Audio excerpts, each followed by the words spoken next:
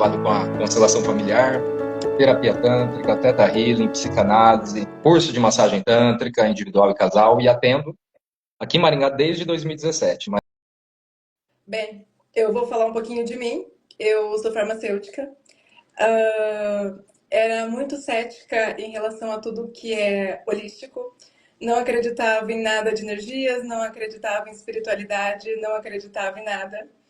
Até que um dia a vida foi bem dura e ela me bateu com o Alzheimer da minha mãe.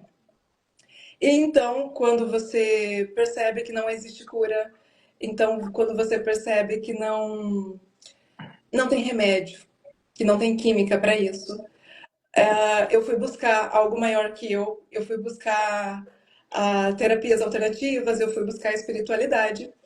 E nessa minha busca, eu encontrei a técnica de Satoshi, que eu tive muita afinidade por ser uma técnica japonesa e eu gosto muito da doutrina japonesa. Então, eu estudei na Shinri por 2 anos, com os japoneses, que é tudo muito certinho, muito regrado, coisa de japonês, sabe? Então, aí eu estudei simplesmente porque eu comecei a ver as coisas positivas dentro de casa, as mudanças de comportamento da minha mãe. Depois eu tenho um relato, um depoimento que eu vou fazer ao vivo. Vou nem escrever. Vocês devem acompanhar muito alguns gurus, coach, livros, pessoas que chegaram lá. E eles sempre falam, né? Eu acho que tem até uma frase bíblica, que o meio interfere em como você vê o dinheiro, em como você vê a prosperidade.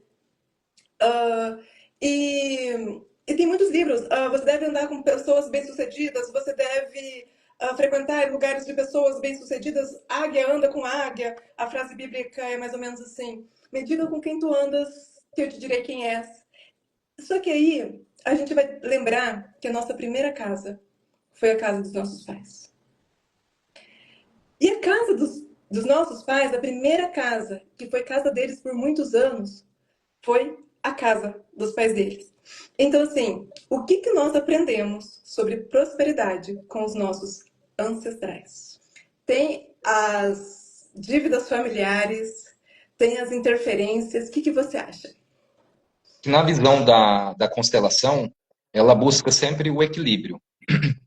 Então, quando lá atrás aconteceu algo em que um se sentiu prejudicado, em que houve uma tomada de terra, uma posse de uma terra. Então, sempre que aconteceu algo em desequilíbrio lá atrás, houve uma parte prejudicada.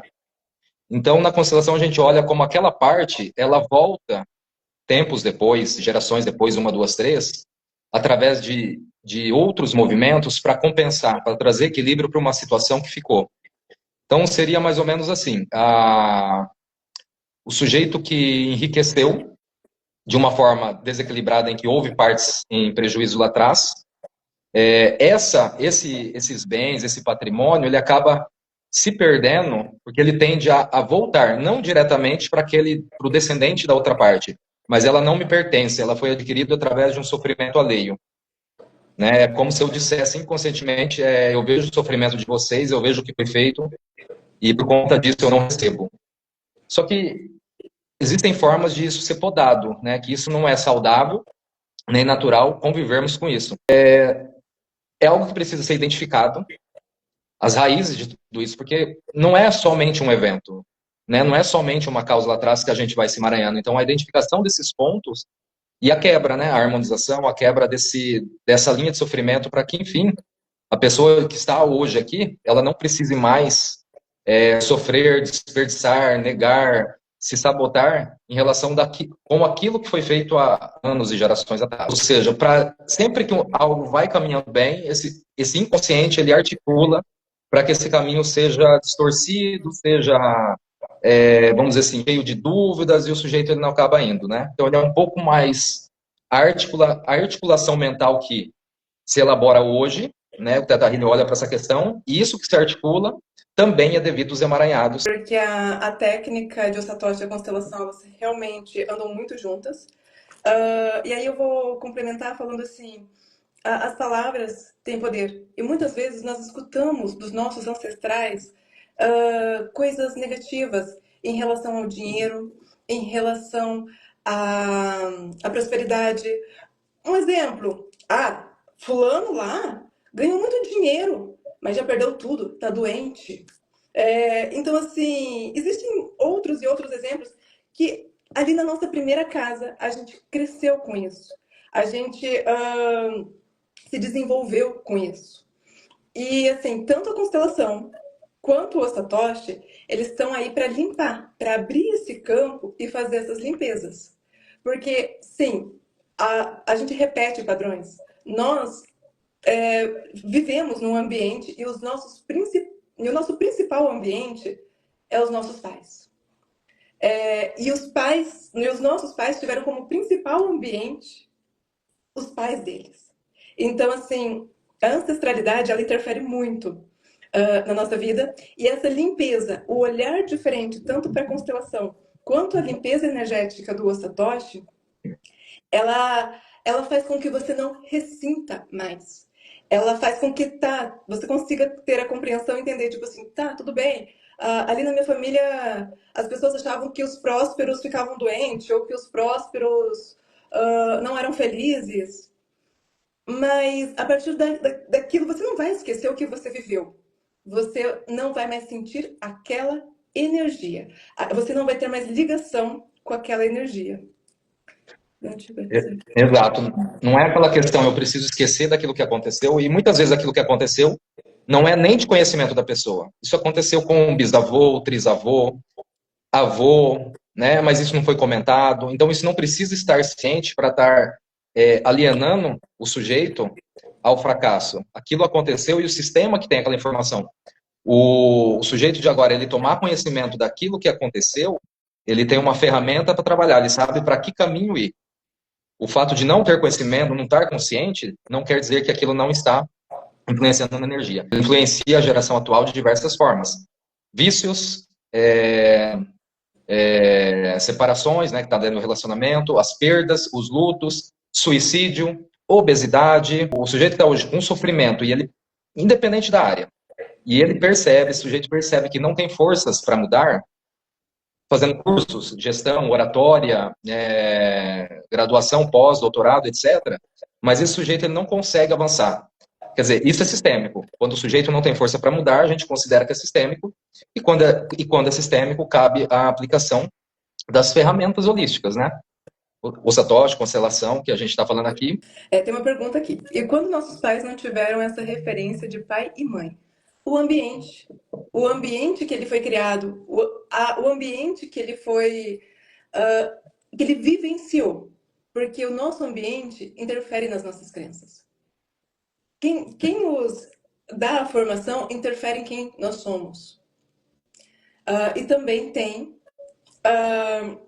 algumas coisas que nós herdamos dos nossos antepassados que nós não sabemos.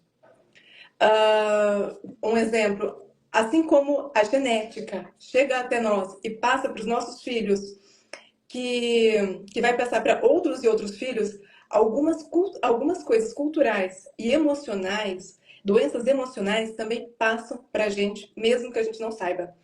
Por exemplo, a depressão, a ansiedade, a síndrome do pânico, a obesidade. Então, assim, muitas coisas são passadas para nós emocionalmente, mesmo que nós não sabemos, através do elo de ligação. Mesmo que a gente não conheça os nossos pais. A criança ela não tem a presença física por conta de abandono ou de morte, né, de falecimento. A criança ela tem vamos dizer assim, automaticamente a eleger uma representação. Então, a representatividade do pai. Pode ser o avô, pode ser um tio, pode ser professor, né, ou do time de futebol. E essa referência pode ser, assim, uma má referência, um mau comportamento. Não seria uma referência a se seguir? Pois então, né, nessa situação ele convive do ambiente, toda aquela situação, ele vai aprendendo, ele vai modelando, só que o traço de personalidade, as escolhas, o arbítrio vai entrando na vida dessa criança, barra adolescente, adulto, no decorrer, e as escolhas vão acontecendo, né? Nossos pais, nossos avós, bisavós, nossos antepassados, né? De uma maneira geral. Muitas vezes eles fazem pactos, contratos, decretos. A gente, hoje em dia, acaba fazendo alguns pactos, contratos, decretos, mesmo que sem querer. Nós acabamos assumindo responsabilidades das quais nós precisamos honrar depois, mesmo que não estejam no papel. E isso, há tempos atrás, era uma coisa muito mais séria, era uma coisa muito mais visada, era uma coisa muito mais pontual, sabe? E eles traziam isso para dentro de casa.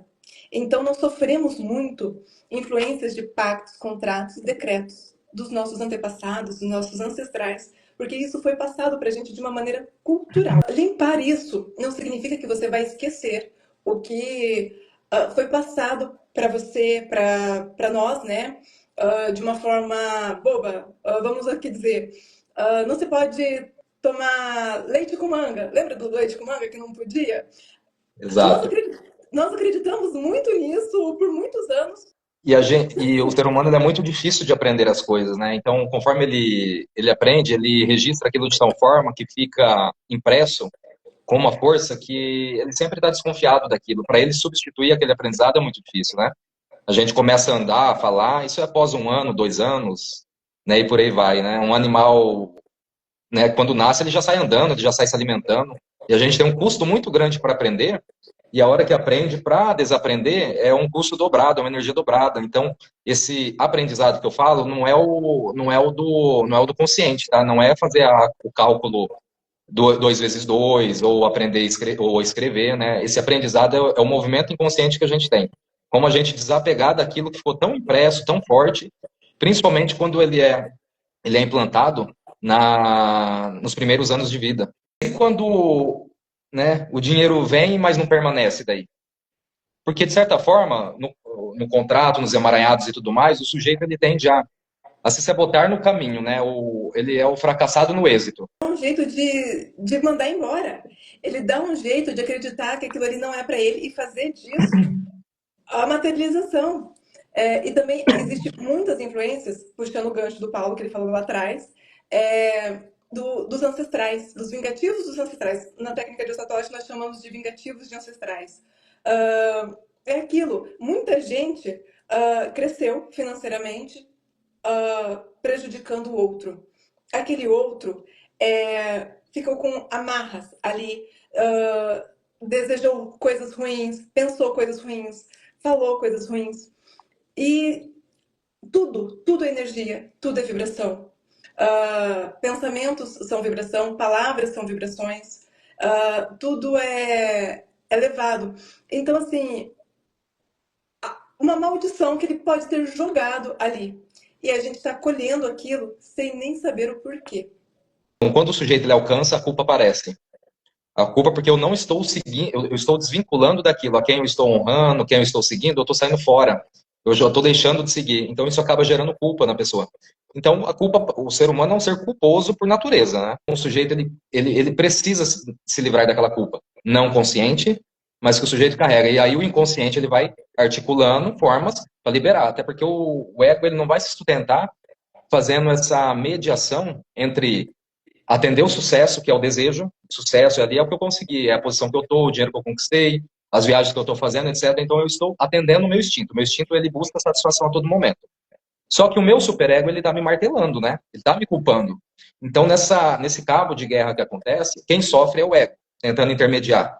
É a pessoa que está buscando a promoção há 20 anos. A hora que ela acontece, para diretor, presidente da empresa, gerente, é o sujeito que está falando assim, mas eu acho que eu não vou dar conta, mas eu vou ter que viajar muito, eu não quero viajar, eu tenho filho pequeno, ou o filho está grande. Sempre o inconsciente vai articular as desculpas e muletas para o sujeito não ir. Sofrimento ou aprendizado? Né? Por que não conseguimos terminar? Uma situação de sofrimento que se arrasta, queixas e mais queixas do parceiro e parceira, só que não consegue sair. Então, os dois se complementaram lá atrás para ensinamentos, aprendizados, compensações, emaranhamentos. Porque se tem emaranhado, ainda existe aprendizado. Então, não é porque não tem emaranhado que não vai ter sofrimento. Não é porque não tem emaranhado que não vai ter aprendizado. Sempre vai ter. Só que isso, quando persiste, quando eu quero insistir em algo que está trazendo sofrimento, quero permanecer, eu não estou entendendo que o ciclo já se fechou. E aí aparecem as crenças, né? Que não me deixam. O casamento é para durar para sempre, o que Deus uniu o homem não pode separar. Então são as crenças religiosas. Então isso começa a aflorar na mente dessa pessoa. Como que eu vou ir contra tudo? Como que eu vou explicar para a família e para a sociedade que eu estou me separando? Isso acontece mais com o público feminino. Então, as crenças começam a articular para que permaneça ali. Então, mais uma vez, eu não vou atender o meu instinto, aquilo que eu desejo, a minha plena satisfação, a sair para o mundo, a minha viagem, as minhas relações, por conta da minha crença. Então, eu vou reprimir algo que me traz satisfação. Isso a gente chama de reprimir a libido. Débora? Na visão do Satoshi, muitos relacionamentos, eles ficam ruins devido à ancestralidade. O Satoshi trabalha realmente com muita ancestralidade, há vingativos de ancestrais. Hoje em dia, nós temos famílias que se odeiam, pessoas que se odeiam e começam a fazer inferninho na vida do casal. Antigamente, o negócio era muito, muito mais pesado. Então, assim, famílias que eram verdadeiramente rivais. Então, na visão do Satoshi, os relacionamentos podem não dar bem por conta disso, e você pode não sair desse relacionamento por não ter forças e não conseguir enxergar o novo. Porque antigamente, a mulher ela não saía de um relacionamento. A mulher ela não tinha a independência que ela tem hoje. Ela não tinha tanta escolha. E isso se passou de gerações em gerações e acabou ressoando até mesmo na nossa. Né? Nós estamos aí em 2025 e isso ressoou na gente. Então, são situações de relacionamentos que vêm a ser ruim devido aos vingativos dos ancestrais. E a pessoa não consegue ter força para sair dali por conta da ancestralidade que não teve independência para sair também de um relacionamento tóxico, e isso foi passado de geração para geração. Repetição de padrões, né? Repetições de Então padrões.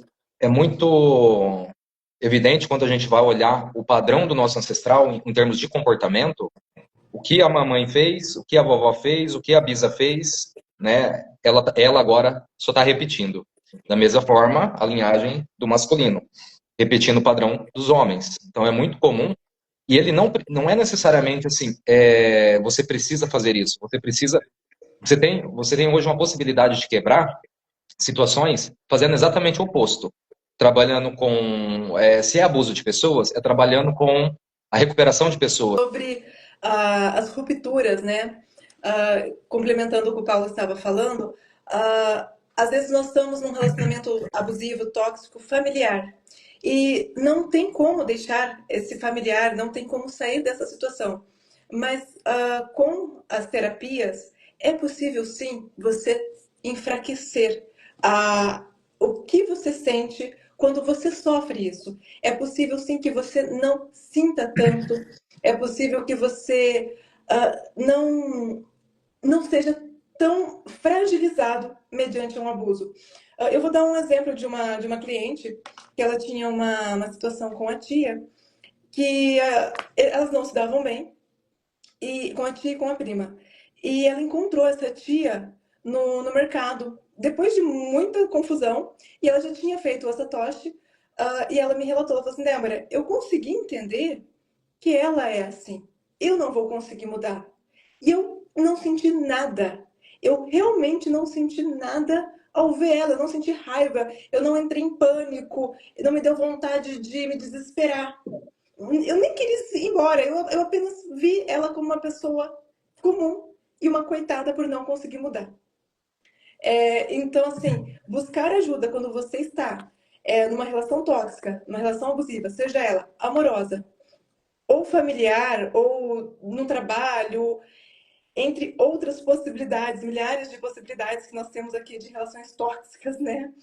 É fundamental para que você não sinta com tanto peso toda aquela energia, aquela carga do que a pessoa faz para você.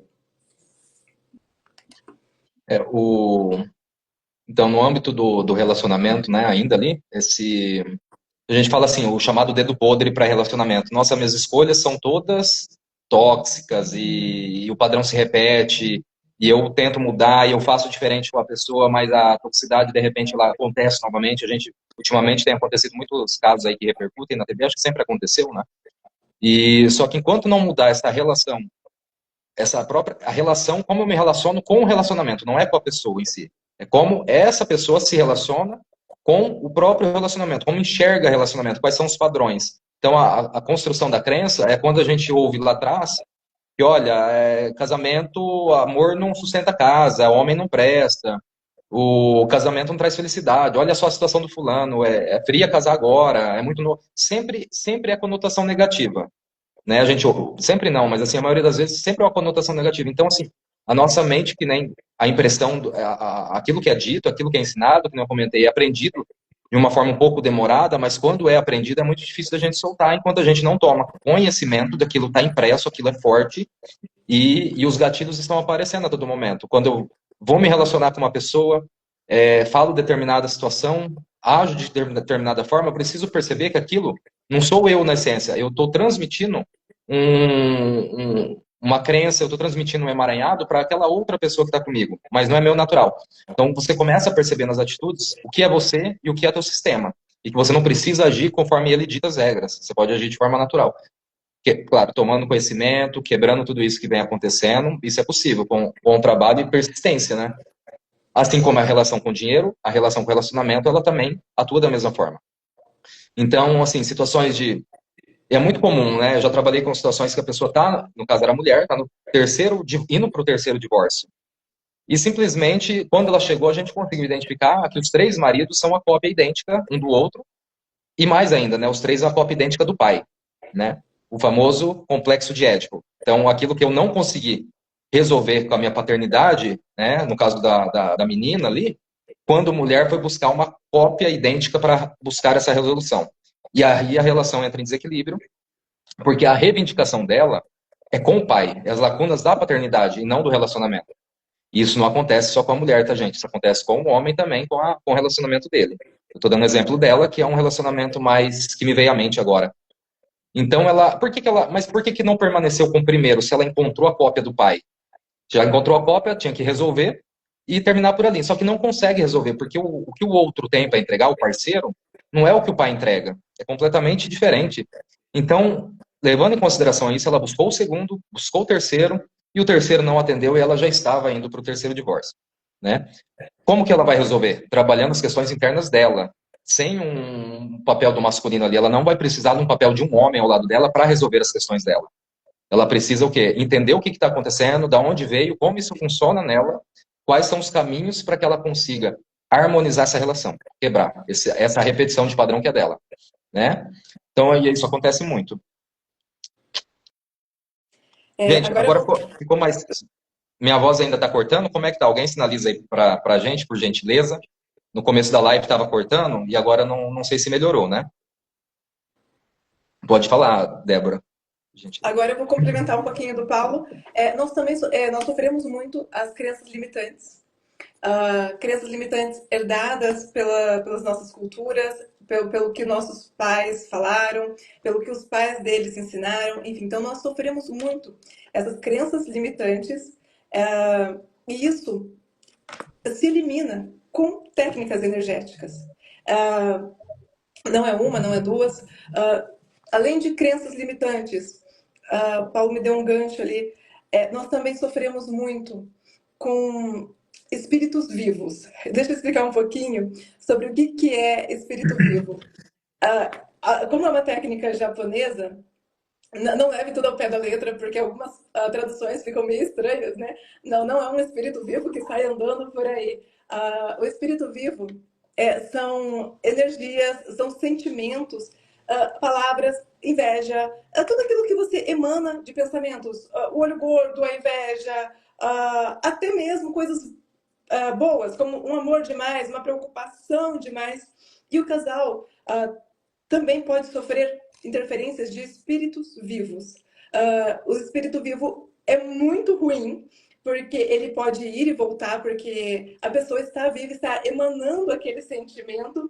Então, a gente limpa, a gente tira aquela energia daquele sentimento, mas pode voltar. tá? Então, precisa estar sempre fazendo essa limpeza e essa manutenção.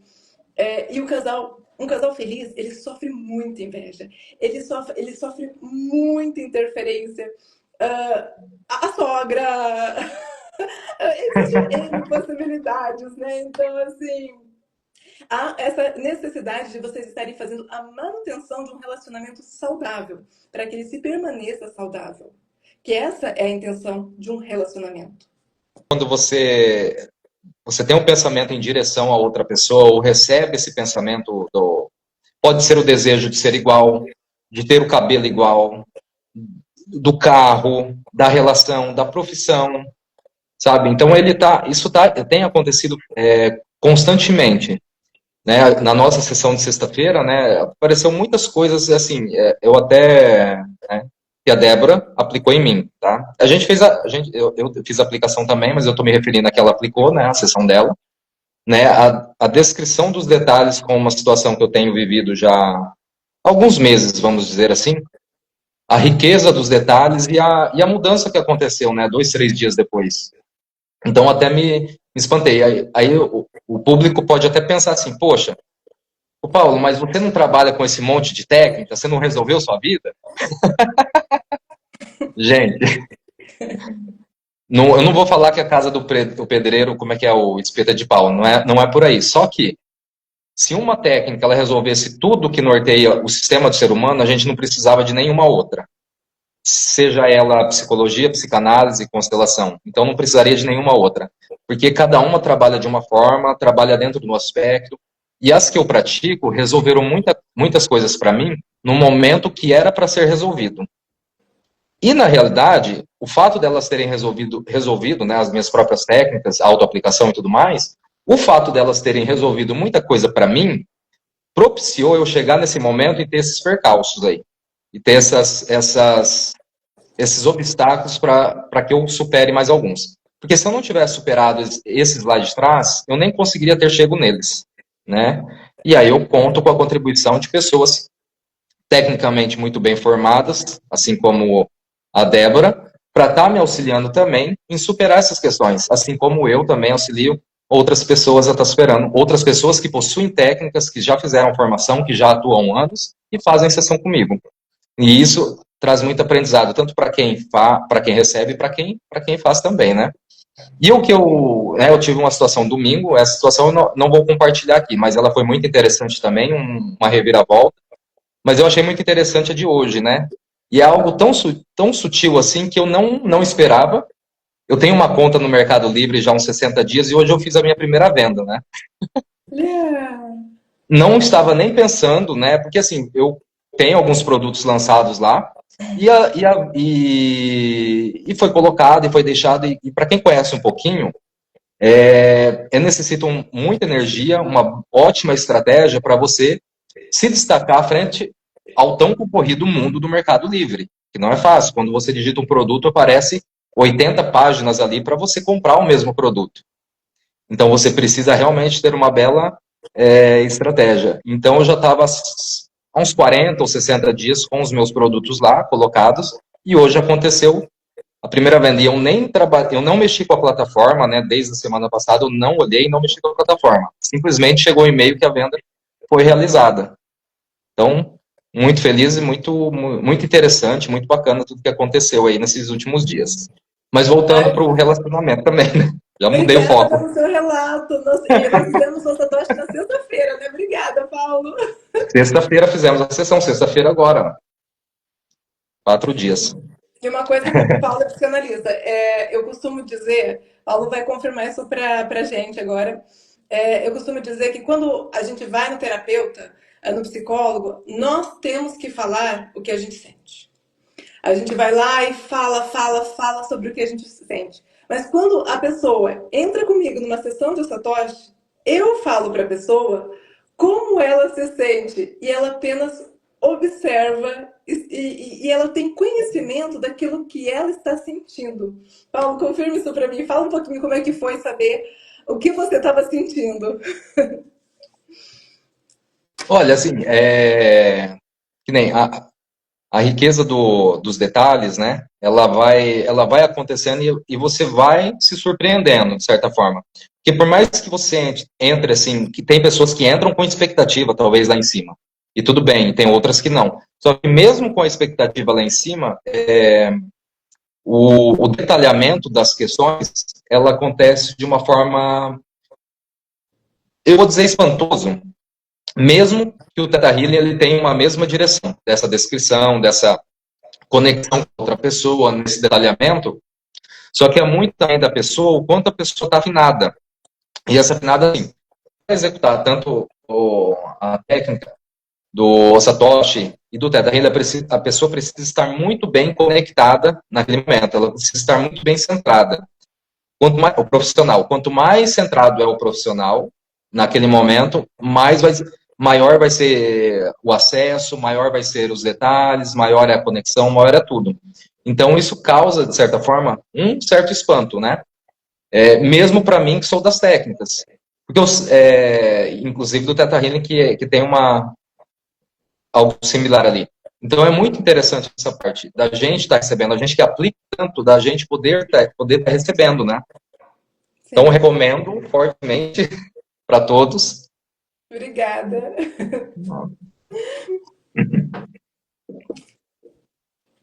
E aí, né, não, então isso que me aconteceu, né, encerrando essa parte assim, eu achei muito interessante, recomendo, pretendo estar realizando mais, né, a gente sempre está precisando, porém nós ocidentais muitas vezes damos prioridades para outras coisas, colocamos algumas desculpas, que né, a gente fala, sempre aplicando as desculpas, não, semana que vem eu vou dar prioridade para isso, depois eu vou.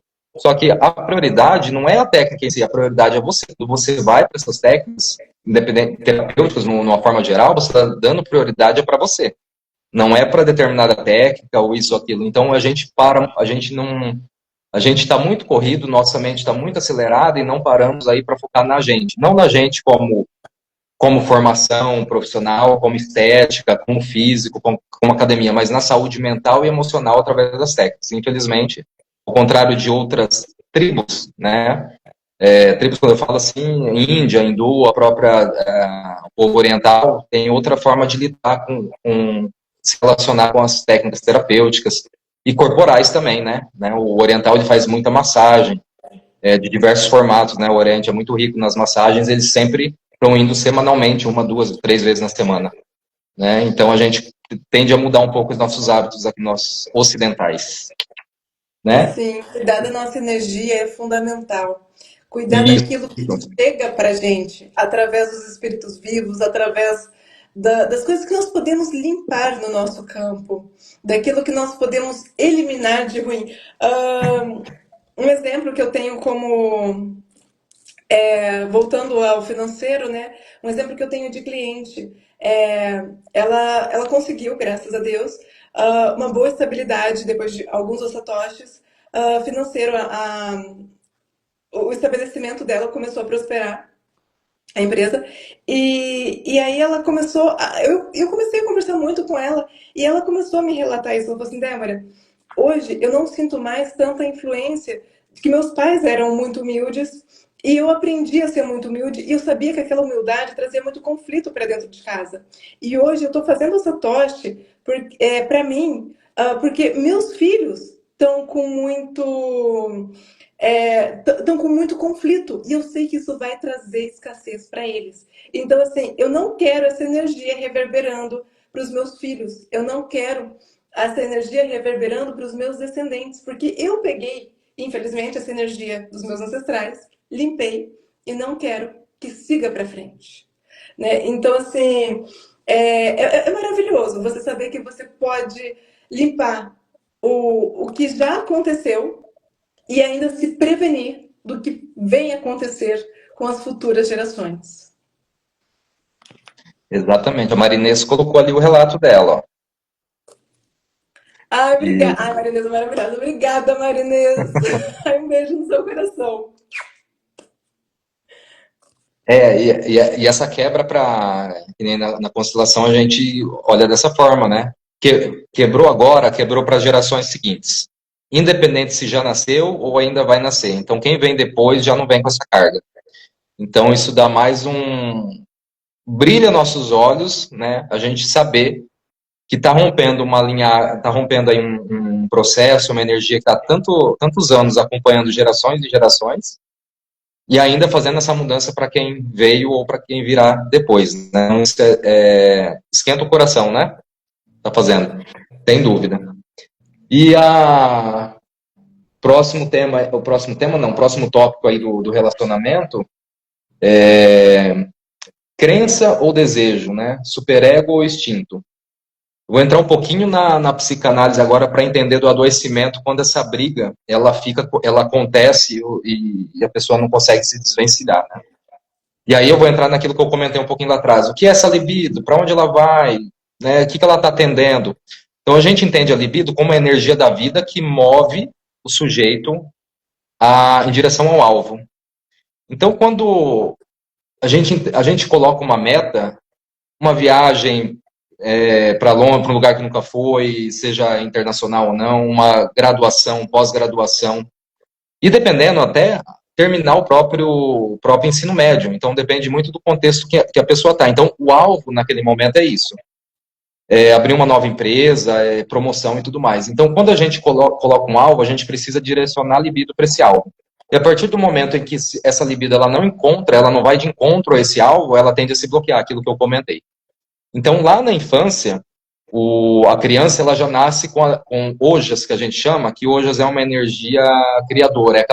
A criança pula, pula, pula, nunca se cansa, mal precisa se alimentar, porque quando criança, essa criança já nasce com ojas.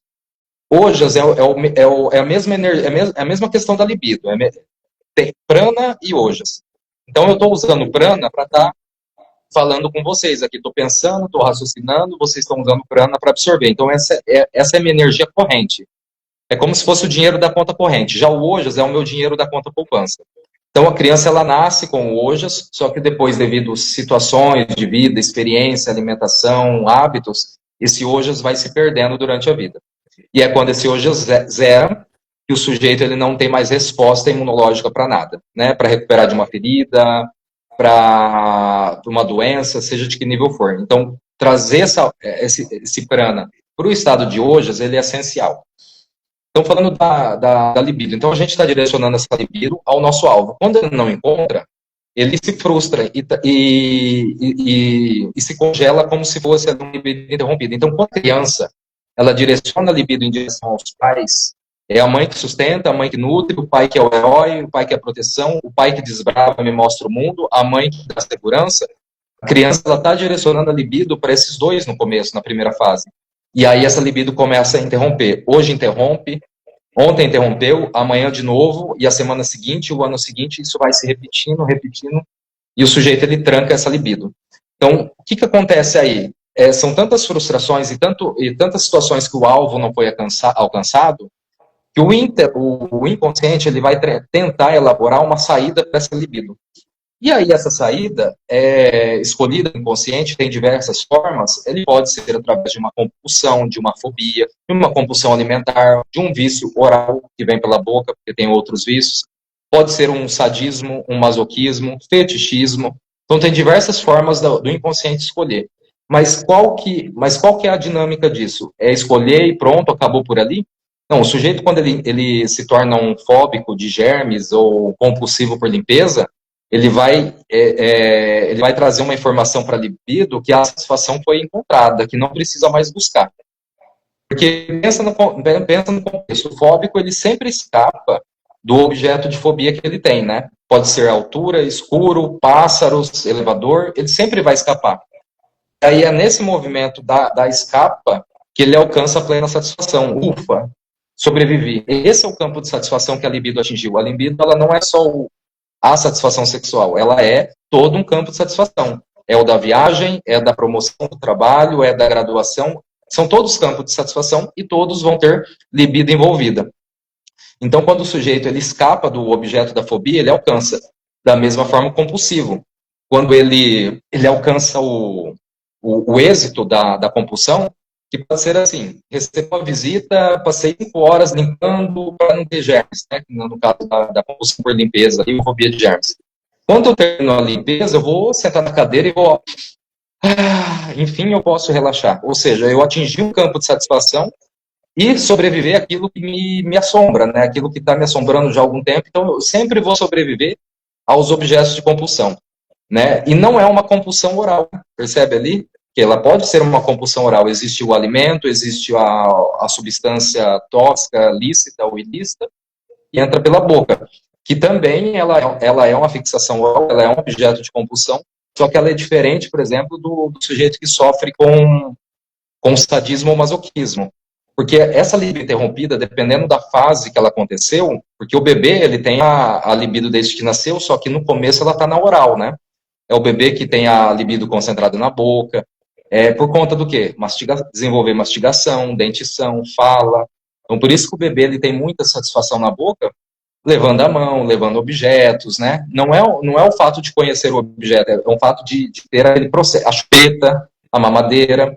Até o bebê, quando ele está se amamentando no peito, né, ele termina a parte de nutrição, ele continua ali sugando. Então, ele está no processo ali de certa forma, libidinal ali, porque está tudo concentrado na boca e ele precisa desenvolver. Aí, toda aquela interrupção da libido que eu comentei, se ela acontece na fase oral, que vai de 0 a uns 3 anos, o sujeito ele tende a ficar fixado na fase oral, buscando satisfação na oralidade a todo momento, já adulto, já em fase adulta. Então, é comum ele ficar buscando essas satisfações, até mesmo a fala. Aquele sujeito que busca falar constantemente, não dá espaço para as pessoas, fala de si mesmo, né? Às vezes a gente fala assim, tem um ego inflado, né? Né? Mas é um sujeito que está fixado na oralidade, buscando satisfação a todo momento. Só que esses caminhos, tanto da compulsão da fala, ou por produtos na oralidade, ou na fobia, ou na compulsão por limpeza, ou no sadismo e masoquismo, elas são caminhos naturais que o inconsciente vai escolhendo para tentar dar vazão para essa libido, mas não são caminhos saudáveis, né? De forma alguma. Então, e o sujeito que está preso no sadismo ou no masoquismo, no fetichismo também, é um sujeito que sofreu o impacto libidinal um pouco mais tarde daí, que vai ali entre 2 e 8 anos, que é aquela fase que a criança está aprendendo a ir ao banheiro, entender, porque aí a libido ela já nasceu, existe consciência corporal, né, a musculatura vai se desenvolvendo, então é uma outra fase ali. E só depois vai vir a fase fálica, né, que é a pré-puberdade, depois a puberdade. Então, nessa fase aí, quando acontece essa repressão da libido, dos 2 aos 8 anos aí, o sujeito ele tende a ir para um viés diferente do que aquele da histeria, da compulsão e da fobia, né, que é um grupo. O segundo grupo, que é do sadismo, masoquismo, zoofilia, fetichismo, já é o segundo grupo. Então, o que o sujeito precisa fazer nesse momento? Tomar conhecimento, o que houve, o que aconteceu, quando aconteceu, o que aquilo que aconteceu está reverberando em termos de ações e comportamentos agora na idade adulta, para nomear alguns profissionais e técnicas para buscar essa saída, né? Buscar alternativas para dar vazão para essa libido. Né? Existem várias práticas e técnicas que é através da fala, através da energia, através do corpo, como é a terapia tântrica trabalha todas as questões também. Então, tem a pessoa que vai se familiarizar mais com a técnica A ou B, e assim vai ser cada um, né? E cada pessoa vai ter seu tempo também vamos dizer assim, de sobressair, né? De reelaborar aquilo, de reconfigurar aquilo. Só sobre a técnica do Satoshi, quando alguma coisa, alguma fantasia ou alguma situação sexual foge do controle ou está insatisfeita, nós fazemos essas limpezas, porque antigamente, né, havia-se muitas questões sexuais, muitos abusos. Hoje em dia tem, então antigamente era muito pior. Então, existiam muitas fantasias, perversões antigamente. Então, assim, a limpeza do Satoshi, ela também atua, tanto quanto a técnica do Paulo. E aí a pessoa tem que ficar livre para identificar a técnica que ela tem maior afinidade. O importante é sempre busque estar bem consigo mesmo. Não importa o caminho. A solução é sempre estar bem consigo mesmo. Não importa a sua afinidade. Não importa aquilo que te descreva mais. Oi. Quando algo foge do controle, né? Quando algo foge da normalidade, vamos assim dizer, muitas vezes pode estar ligada, na maioria das vezes, a questões espirituais, a questões ancestrais. E é bom a gente estar dando uma olhadinha nisso.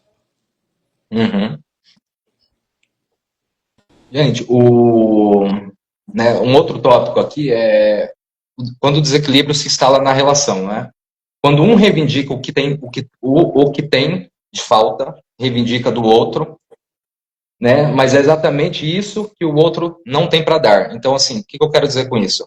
A pessoa está reivindicando tempo, dedicação, atenção, presente. Então, entra um pouco naquela, sabe, das linguagens do amor, só que existe reivindicação, não existe uma entrega espontânea. Né? Às vezes o que vem do outro está vindo porque esse um está reivindicando. Né? Então a gente entra naquela questão, instala-se um desequilíbrio, né, quando tem essa reivindicação. Porque, voltando naquele exemplo que eu dei, a mulher que, né, a mulher que eu atendi, né, que estava no terceiro divórcio já, ela estava reivindicando para o parceiro algo que ele não tinha para entregar. Mas ela precisava daquilo. Mas nem ela tinha conhecimento daquilo que ela reivindicava, e nem o outro tinha uma consciência do que era exatamente que ela pedia, e de que esse outro não tinha para entregar. Então ficava, certo ponto ali, um descompasso entre a relação, causando desequilíbrio. Né? E esse desequilíbrio entre dar e receber, ele é muito evidente nas relações. Então, quantas pessoas que a gente conhece enfim, a gente percebe assim, o par se separou. Mas quem se separou exatamente? Então, quem foi embora era aquele que recebia demais. Poxa, mas ele foi embora ou ela foi embora, o parceiro, a parceira era tão atencioso, fazia de tudo para ela, e ela acabou indo embora, né? Ou ele acabou indo embora. Então, nessa conta entre dar e receber, essa pessoa que recebe muito, ele se torna credor. Então, o que você faz se o banco ele começa a te entregar muito dinheiro, ele começa a crescer, o tamanho da conta, como é que vai? O banco está lá em cima e você está aqui embaixo, né? Só que vai chegar uma hora que, né, você pegou tanto crédito com esse banco que não dá conta de pagar. E aí você precisa ir embora, você precisa sair do sistema, você não consegue mais ir para a agência, não passa em frente mais, porque a conta está muito grande. Então, na relação, ela acontece também nessa linha. Né?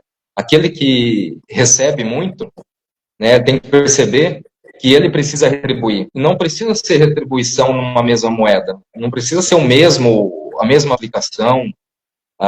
Pode ser de diversas formas, né? Mas é preciso ter o reconhecimento de que eu recebi, eu preciso também retribuir essa outra pessoa e até um pouco mais, retribuo um pouco mais e espero que essa outra pessoa queira dar continuidade na troca. Porque muitas vezes você não precisa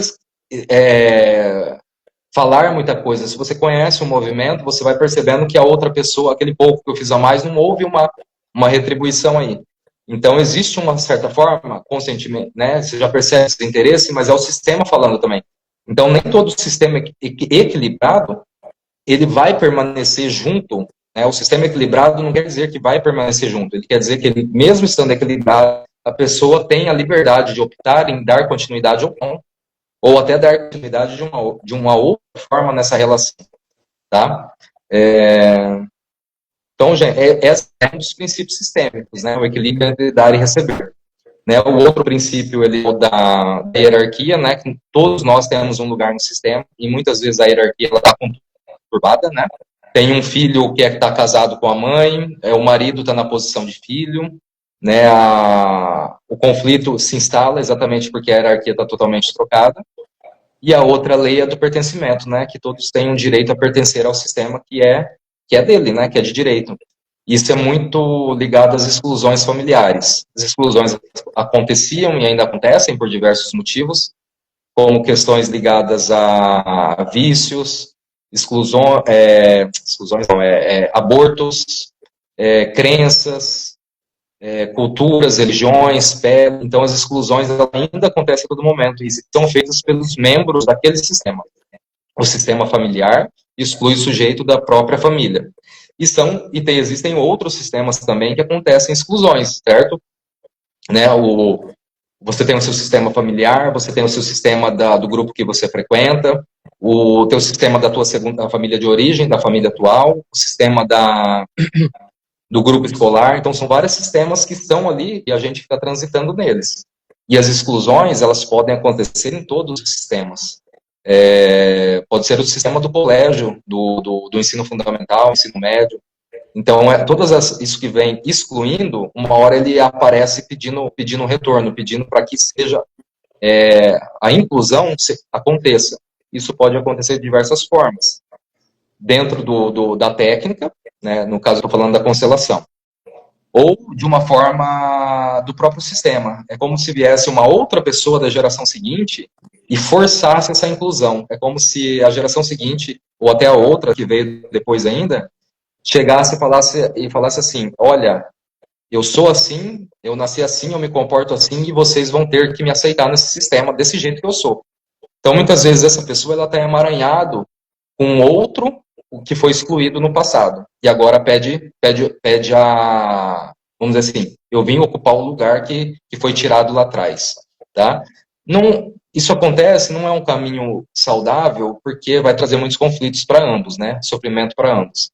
Mas é comum isso acontecer, mas pode ser harmonizado na constelação. A Débora pode falar da técnica também, como que trabalha nesse aspecto, tá? Fica à vontade.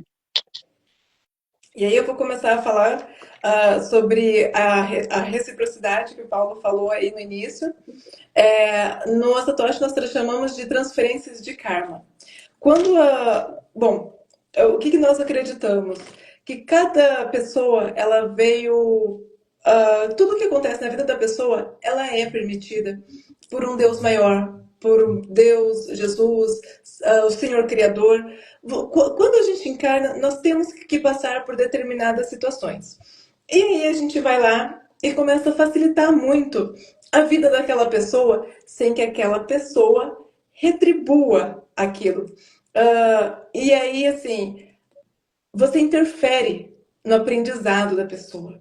Você interfere no que Deus permitiu que aquela pessoa vivenciasse, sem o retorno dela, sem o equilíbrio. Então, a gente chama de transferência de karma.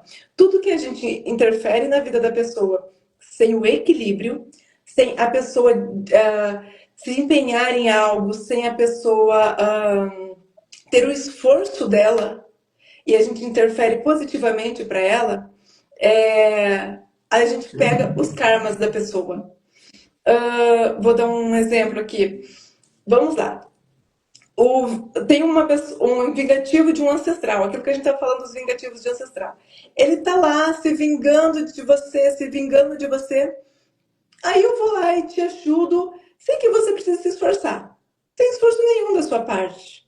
Esse vingativo vai olhar para mim e falar como? Que beleza! Eu aqui querendo que a pessoa se dê mal e você é amigo do meu inimigo. Amigo do meu inimigo é meu inimigo. Então, assim, o vingativo do meu ancestral vai ficar com raiva de mim por eu estar facilitando a vida de uma pessoa que ele não gostaria que tivesse tão fácil assim porque foi prejudicado. Então, isso se dá a transferência de karma. Tá? E sobre ali o que o Paulo levantou, a questão da inclusão dos bebês abortados, na técnica de Satoshi, nós temos o encaminhamento do espírito daquele bebê, do espírito falecido, das pessoas que faleceram. Nós temos mais de 15 tipos de Satoshi, né? Para cada ocasião especial, para cada situação que a pessoa precisa se desenvolver ali na vida. Então, nós encaminhamos aquele bebezinho, aquele espírito do bebezinho, nós verificamos se ele está bem, assim como um falecido também. Uma pessoa falecida, nós conseguimos acessar ele ou a energia dele para saber algumas coisas sobre ele, algumas mensagens também. Nós temos 15 tipos de satoshis, mais de 15 tipos de satoshis, assim, cada um é uma técnica, é isso mesmo. Legal, muito bom. Ai, gente, só agradecer mesmo. Agradecer você, Paulo, Marinês, que também colocou aqui. De verdade, todos os depoimentos, todas as vezes que vocês compartilham comigo, que deu certo, que alguma coisa melhorou, eu me vejo assim que eu estou no caminho certo, sabe? Eu acredito que eu estou fazendo a diferença, eu acredito que eu esteja no caminho certo. Eu costumo dizer assim que os meus clientes são minhas estrelas guias, é eles que estão me guiando pelo meu caminho, porque eu acho que se não tem esses relatos, se não tem essas melhoras na vida das pessoas, nada disso faz sentido. Então, eu só queria Exatamente. agradecer. Gratidão a todos que participaram, tá, gente? Eu acabei não me esquecendo de pedir para compartilhar a live, mas se eu conseguir deixar gravado, eu peço também que vocês compartilhem, né? Encaminhem para aquela pessoa, amiga, amigo, primo, e talvez tenha algo aí que a gente mencionou que possa fazer alguma diferença, né? Para quem assistiu também, claro, obviamente, mas para determinada pessoa que esteja atravessando por algum momento e que precise aí de alguma das técnicas, né? Para estar olhando novos caminhos, novas situações, possibilidades também. Né? Fique à vontade para estar compartilhando. Gratidão a todos. Muito obrigada de todo o E meu a gente se coração vê a aí todos. na rede. Obrigado, Débora. Gratidão. Obrigada, Paulo. Obrigada. Tchau, tchau, gente. Tchau, tchau.